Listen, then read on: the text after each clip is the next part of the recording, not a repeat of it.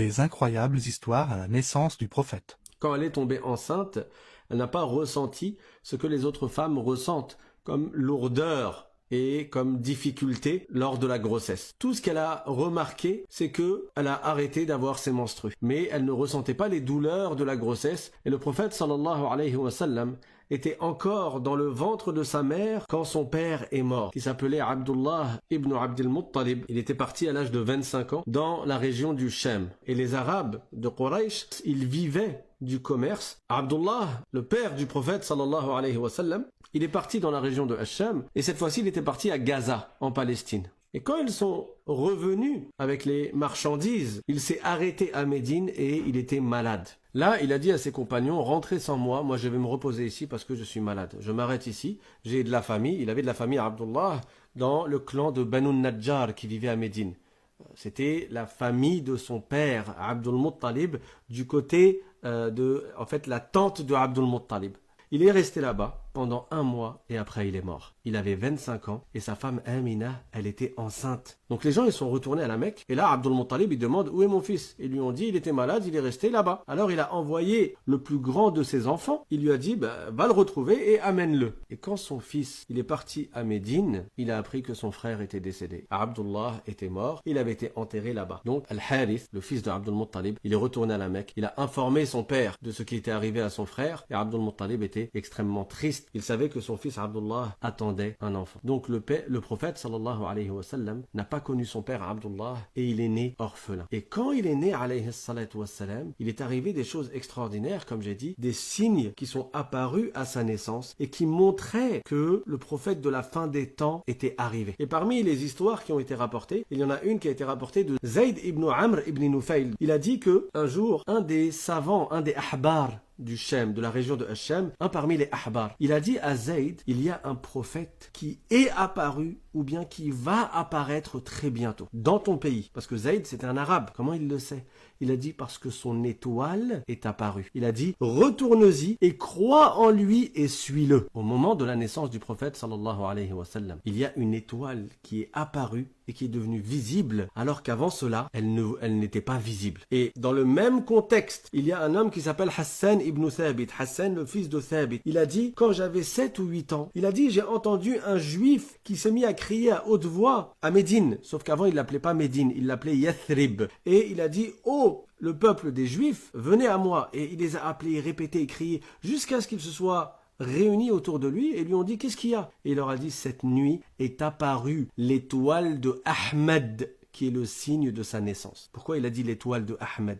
Parce que dans leurs livres, dans le passé, il y avait la description du prophète de la fin des temps et il y était inscrit le nom du prophète de la fin des temps. Le prophète Mohammed sallallahu alayhi wa sallam a plusieurs noms et ça on en parlera plus tard incha'Allah.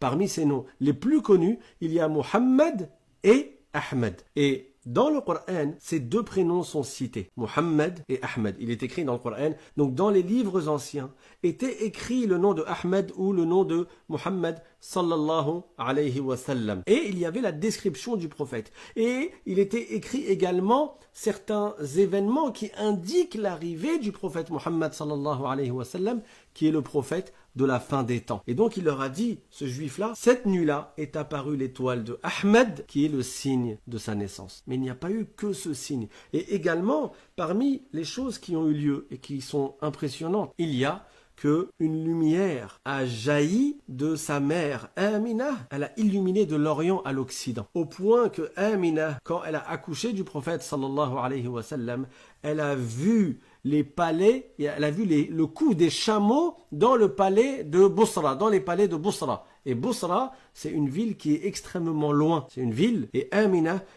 tellement la lumière qui a jailli d'elle, elle était puissante que Amina a vu les chameaux, le cou des chameaux qui étaient dans les palais de Bousra. Et elle a dit que quand elle a accouché du prophète sallallahu alayhi wa sallam, le prophète sallallahu alayhi wa sallam, il est arrivé au sol en prenant appui sur ses mains, qu'il est né makhoul, c'est-à-dire qu'il est né avec du kuhul dans les yeux. Et lorsqu'il est né, le cordon ombilical était coupé. Donc c'est pas une naissance comme la naissance des autres enfants. Et également, lorsqu'il est né, le prophète sallallahu alayhi wa sallam était déjà circoncis. Ça, ces 3 choses-là ont été rapportées également. Le matin dans lequel le prophète sallallahu alayhi wa sallam est né, parce qu'il est né au moment du Fajr, le palais de Khosroès, il a tremblé. Alors Khosroès, c'était l'empereur des Perses, mais son palais était en Irak. Les Perses étaient le plus grand des royaumes avec l'empire des Romains, dans une ville qui comportait des palais qui étaient blancs. Et cette ville-là, elle était appelée El-Madain.